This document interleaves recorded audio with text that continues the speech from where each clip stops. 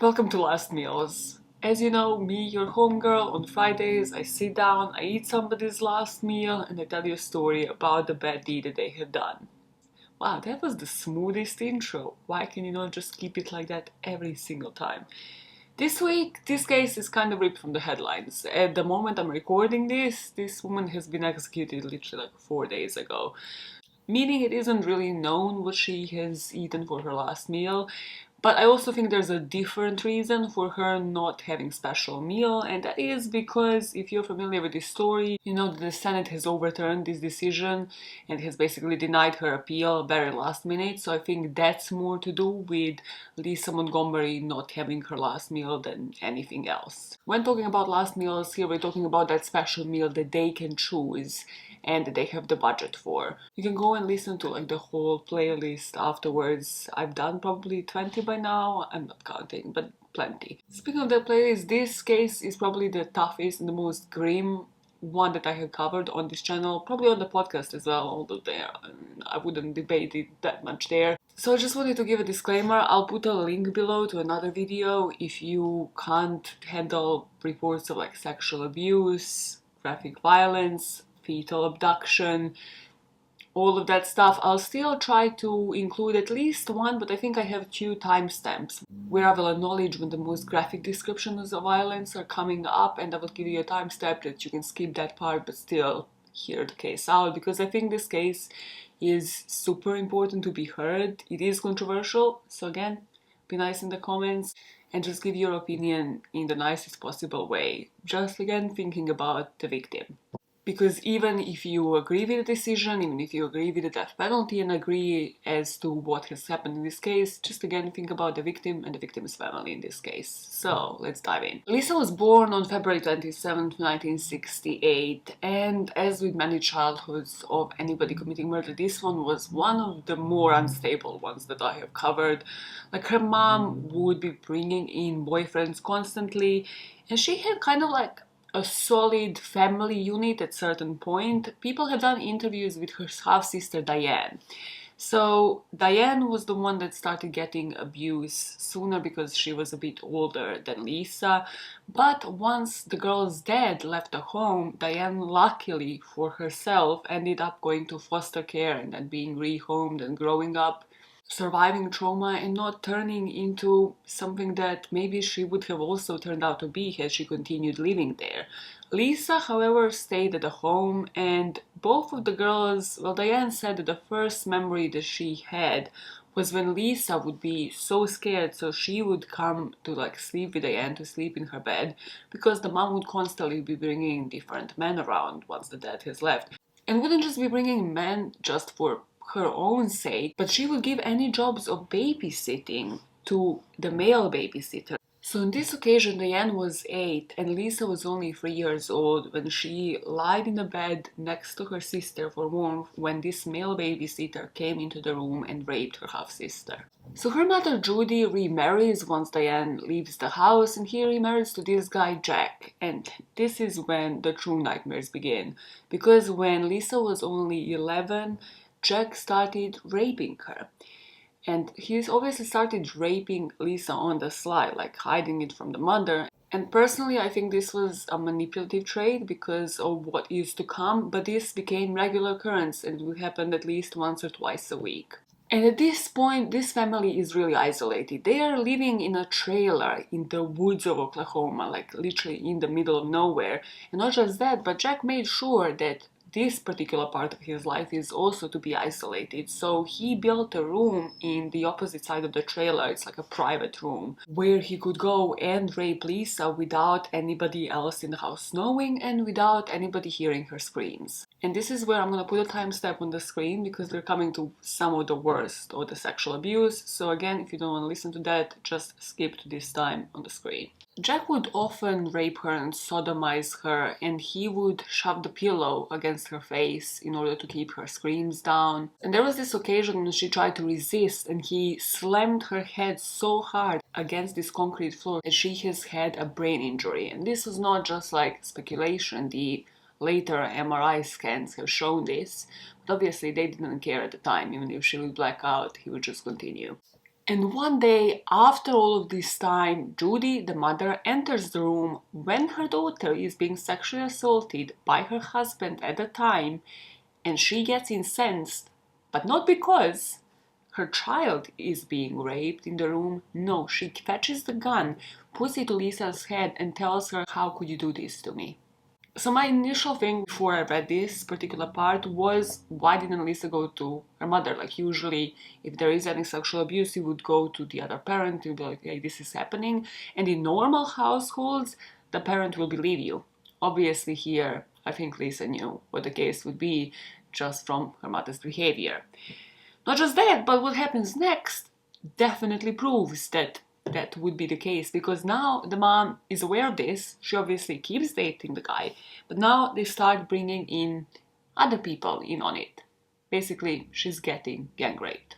So the stepfather would bring the friends, they would gang rape her, and usually this would last for hours, and then these friends would urinate on Lisa as if she was trash, just showing her that she doesn't matter in this family.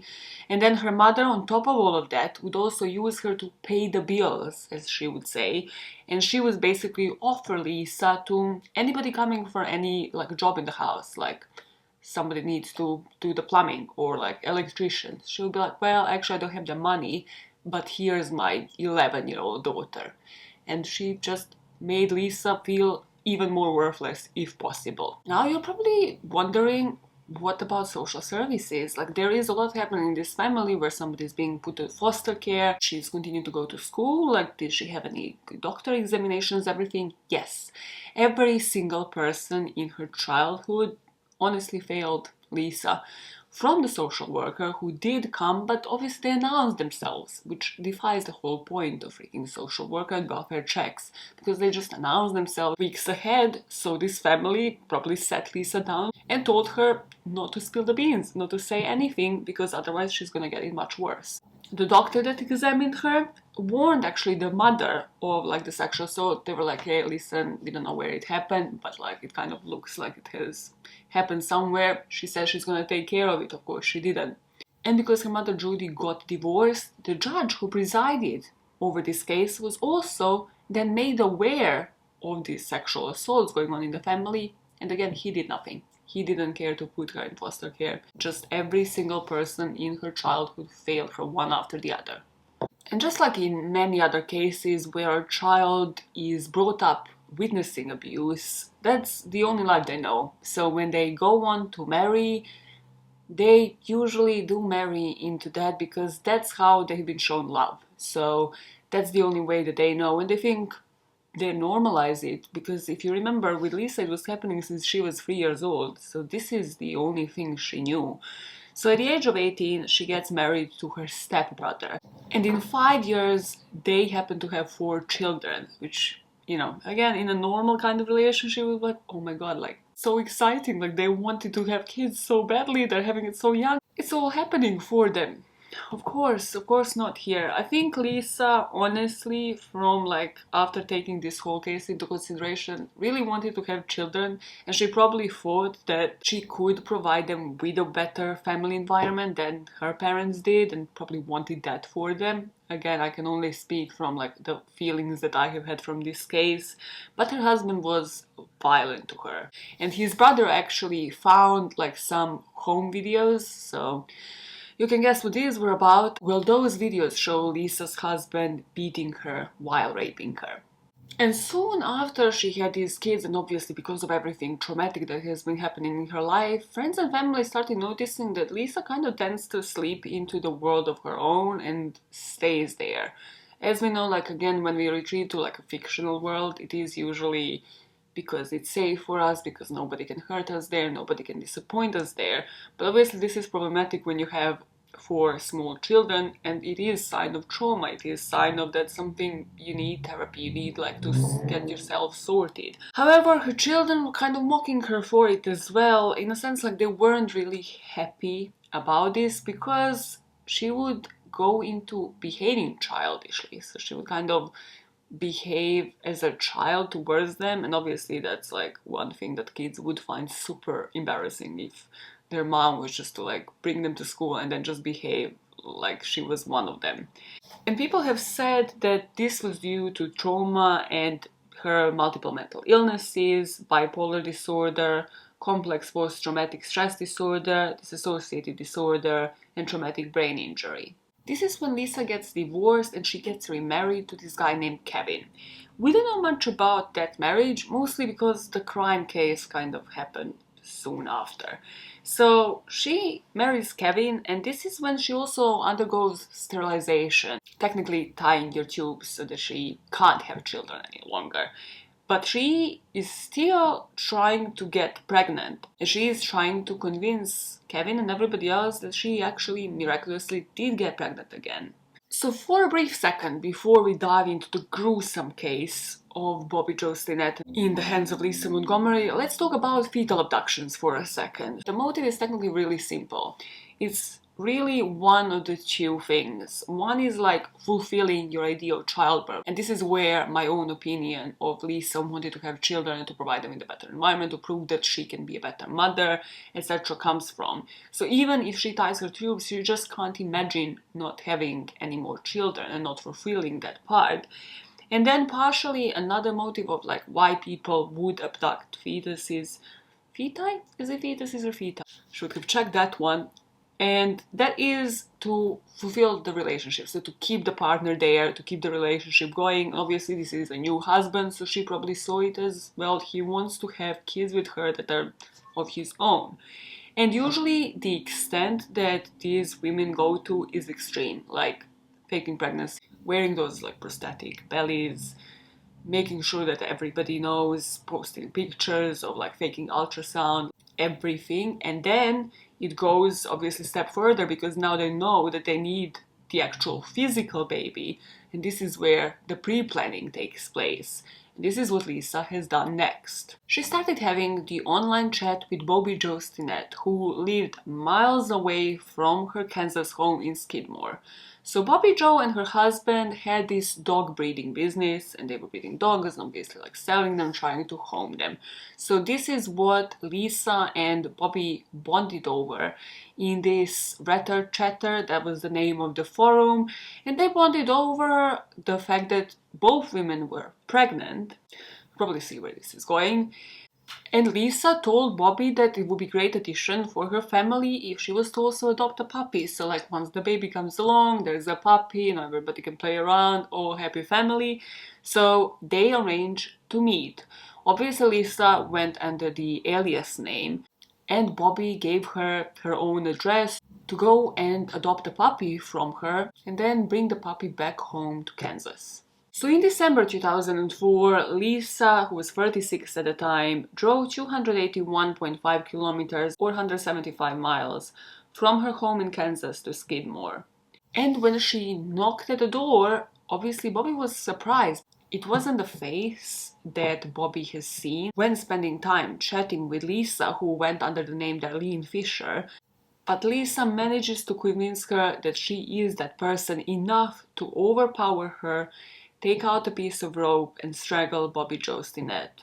Once she's dead, Lisa proceeds to find a knife and take the body out of the mother's tummy and then abduct the fetus. Luckily, because I need to tell you this for my own peace of mind, the baby is alive and well. Somehow, miraculously, Lisa knew what she was doing. The baby survived. She's like 16 or maybe 17 now because it's 2021. Living with like her dad. The baby's fine. I mean, she can't remember anything about this event. It's probably what she lives with is people telling her stories about her mom and about this. But yeah, the baby is alive and well. And that part just goes again to tell you that some serious pre-planning did go into this, because I don't believe that Lisa just knew how to cut out babies out of people's tongues and just do a cesarean. Rough cesarean with a knife. I don't think that she just had that in her head, because I know that I wouldn't. So there were definitely several parts here that did take severe pre-planning, and there were textbook fetal abduction. And as much as I want to, yes, feel pity for Lisa because of her background and everything, yes, there is a part that definitely required premeditation, that was pre-planned, that was calculated to a certain degree. So just wanna go on here and say that yes, I definitely think she should have been in prison for life, most certainly. and then possibly getting some sort of rehab, some sort of help there. I still don't think that the story should have ended the way it did. So where did it go from here? Bobbie's mom walks into a gruesome scene. When she made the 911 call, she said, like, it looks like my daughter's stomach has exploded. So when paramedics arrived, they obviously tried to do CPR, tried to revive her, but they couldn't. And Bobbie Jo was pronounced dead on the scene. Meanwhile, later that day, Lisa Montgomery calls her husband. She has made it back to Kansas. She rings her to pick her up from like a parking spot close to a hospital. And she said, like, I've just happened to give birth to a baby a couple of hours earlier and they released me from the hospital.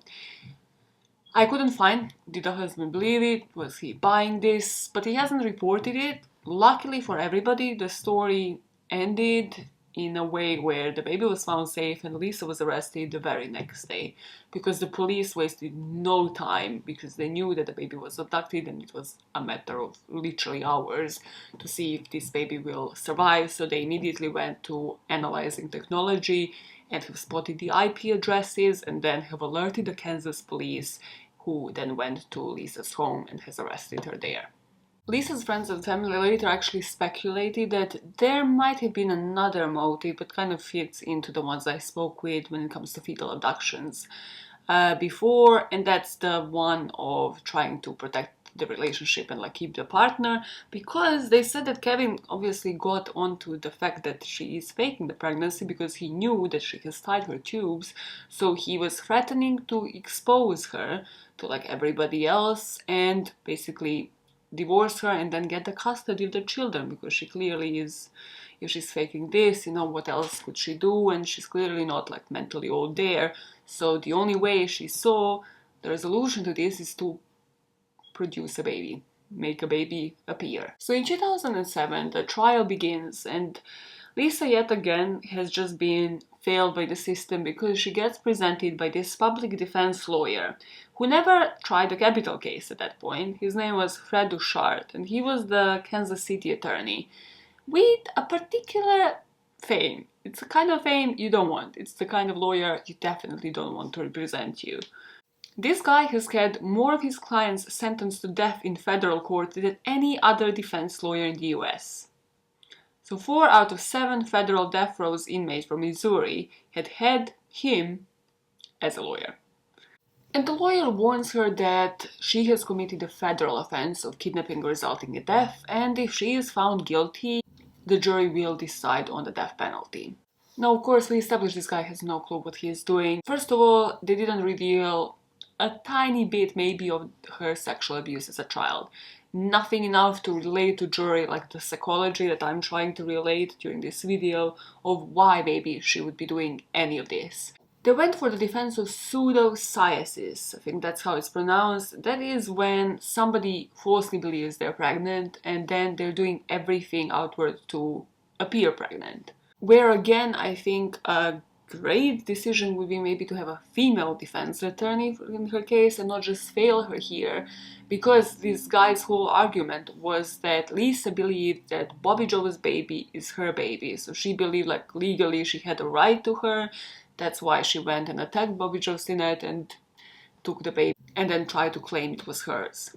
And they did mention that she had PTSD, she had depression, she had borderline personality disorder, but then they messed it all up completely in court, because he decided to switch from pseudopsoriasis thing and say that Lisa's brother actually committed this, but Lisa's brother at the time had a rock-solid alibi, which then caused that whole family to turn against Lisa and to turn and like not want to help her at all whatsoever, which meant that that's why any further abuse that they could have testified to just hasn't been heard in the court. The jury just hasn't heard much about this abuse. So then, yeah, you can invent a disease, but then they don't have the background on that. You know, why did she have any damage to the brain? Well, because she has been raped since the age of 3 and slammed against the concrete floor. None of that has been heard by the jury, so of course the decision is going to be brutal towards this woman. The jury deliberated for only 5 hours, after which they recommended a sentence of death. And it was only years later when the defense lawyers, completely different team, looked into this. It was like, well, there is more to this, that people don't have any knowledge of, and that might work in her favor. So let's look into this and let's appeal. And it's the first time that they actually have like clinical social workers, people who have been trained and studied this, actually sit down and interview Lisa for the first time in her life, and she has been abused for how long? This clinical social worker, Fogelsang, told The Guardian that Lisa's situation reminded her of the Korean War veterans. So it was that level of PTSD. It reminded her of the point of war where war soldiers would be just kept in isolation in these deprived conditions. So after she actually finished speaking with Lisa, she produced 184-page document, just documented Lisa's case of abuse. This is your call for the second timestamp that you can skip through to this number on the screen if you don't want to hear the episode worst to the worst that only came out to the public at this point. Lisa's mother would duct tape her mouth to prevent her from talking. She would be stripped naked and made to stand on the porch in front of the drunken visitors. And then they would tell her she would be sent to a home if she made even the slightest noise. Her parents made her beat her younger sister with a board until the younger sister would bleed. And then remember the room. So the room had this detail which reminded me of a Bates Motel. It just gave me such a Bates Motel vibe. It's a great series if you want to watch it, but it's just dark. Her stepfather cut a hole in the closet and watched her in this room when she would be back from school. So she was just observed at all points. And the stepfather would creepily even sit in the closet and would just surveil her at all times. So Lisa found this tiny part of the room where she could stand where he could not see her, because at certain points she obviously realized that there is somebody creeping, there's a hole in her room and somebody is watching her. She can't do anything else. So she looks for something that's not in that viewpoint, and that's where she hides. And she would curl up in this corner for hours just to stay out of his field of vision. So when all of this came to light, as per New York Times, she was now diagnosed with bipolar disorder, temporal lobe epilepsy, complex post-traumatic stress disorder, dissociative disorder, psychosis, traumatic brain injury, and most likely fetal alcohol syndrome. And even in prison, so during her prison life, she would be telling her cellmates that she is pregnant. She would still be pulling that line, even though because of how public this case was at the time, people knew. Her cellmates kind of knew that, yeah, she had her tubes tied as well. Now, there are clinical psychologists out there that agree that even though, yes, she could have had all of these mental illnesses, she could have been psychotic and still very much calculated and very much knew what she was doing. Dr. Catherine Porterfield said, like, we would see incredible violence coming because of this psychotic belief or just thought process. And that brings me to initially what I was thinking, like, and what I think with every single case that I cover, whether it is on this channel or on the podcast, and that is, at what points was there maybe no point of no return? Or at how many points could have somebody stopped themselves? And she, yes, did have plenty. She didn't have to create that online chat, didn't have to go under a false name, didn't have to actually befriend, lie that she was pregnant, go through all of this process. She didn't have to befriend Bobbie Jo Stinnett, lie that she was pregnant, arrange this meetup. She didn't have to travel this many hours to go visit Bobbie Jo Stinnett, then didn't have to bring the rope to actually kill her, didn't have to take the child, didn't have to then lie that this was her child. So at least 10 just on top of my head. But then when thinking about this myself, I think this is the definite proof that partially what she was doing was influenced by her mental state and by the fact that she couldn't make rational decisions. And that is that exact fact that she didn't stop herself. She was completely living in her own world where she was pregnant. She had to provide that child, and that was her fixation. Like, she would not have stopped. Personally, in particular, it's that ride. Because you have to ride for miles and miles, and all you're left with is literally your thoughts of like what you're going to do, and you still proceed and do it.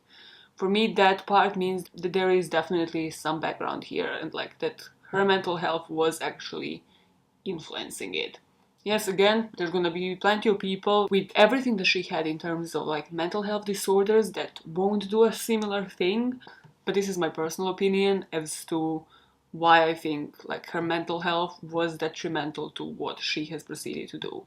There is only a bit more to this case, so do let me know what you think about it. Did she deserve a death penalty? What really convinced you? If so, again, respectfully, because of the second part of this story and why I think it needs to be told, is because all of the focus goes on Lisa. I couldn't find much of a background on Bobbie Jo. And all of the interviews that they have done with her family are obviously, again, surrounding this trial. What do you think should be the decision? What do you think about this case? Instead of us trying to actually present the victim and like who she was as a person, who she was to the friends and family, because obviously, yes, all of her friends and family are going to be pissed and are going to be like, no, like she took a life. In a lot of the articles, I have seen the friends and family obviously criticizing Lisa for taking the mother away from the child. Why did she have to do this? And this meaning that she is deserving of a death penalty. You'll have to let me know, but I just thought that this story was super sad on both parts, because Lisa has been failed and failed and failed by the system and then by the president, as we'll learn soon. But then on the other side of the story, we have a victim who has been failed because her story is not fully available to the public, but all of the focus is on this one-sided controversy of this story. So on January 1st this year, so 2021, the three-judge panel denied Lisa's appeals and reinstated her execution date, which was supposed to be January the 12th. However, on that same date, federal judge Patrick Handlen granted a stay of her execution on the grounds that they managed to prove her mental competence. And if they managed to prove that she did not understand the grounds for her execution, as per the 8th Amendment, then they would have granted a stay and her execution date would have been postponed again. However, on January the 12th, the Supreme Court vacated the stay and they ordered that the execution was to be carried out immediately.